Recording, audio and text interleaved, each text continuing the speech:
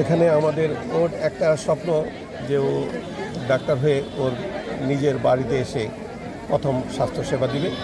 এরপরও এই অঞ্চলে শরীয়তপুরের বিভিন্ন অঞ্চলে যেখানে সাধারণ গরিব মানুষ অর্থের অভাবে ট্রিটমেন্ট করতে পারে না সেখানে যাবে।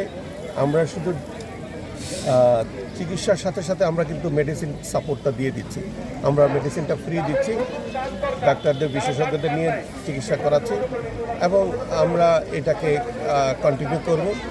আমরা বিশেষ করে নেক্সট এই মাসের যে কোনো এক সময় আমরা নড়িয়াতে করব এবং আমরা আপনারা জানেন যে বাংলাদেশ জাতীয়তাবাদী দলের আমি মনোনীত প্রার্থী শরীয়তপুর 2 নির্বাচনী এলাকার ত্রাদশ নির্বাচনে আমাদের অ্যাক্টিং চেয়ারম্যান যে 31 দফা যে কাঠামোর মধ্য দিয়ে বাংলাদেশটা নেক্সট আগে নিয়ে যাবেন, তার মধ্যে এই স্বাস্থ্যসেবাটাও এখানে উল্লেখযোগ্য। আপনারা জানেন আমাদের মৃত্যুর সংখ্যা এই স্বাস্থ্যসেবা না পেয়ে কত মানুষ মারা যাচ্ছে।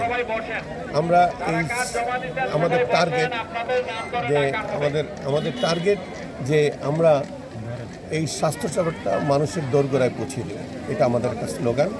দ্বিতীয় হলো আমরা সমাজকে সচেতন করে আমরা এগিয়ে নিতে চাই। সাথে সাথে আমার স্বপ্ন, আমার চিন্তা, আমি ইনশাআল্লাহ আগামীতে আমার সামর্থ্য অনুযায়ী আমি এখানে একটা হসপিটাল করব, যেখানে ইনশাআল্লাহ ট্রিটমেন্টের জন্য ঢাকা যেতে হবে না, ঢাকা থেকে রুগীরাও আমাদের এখানে আসবে।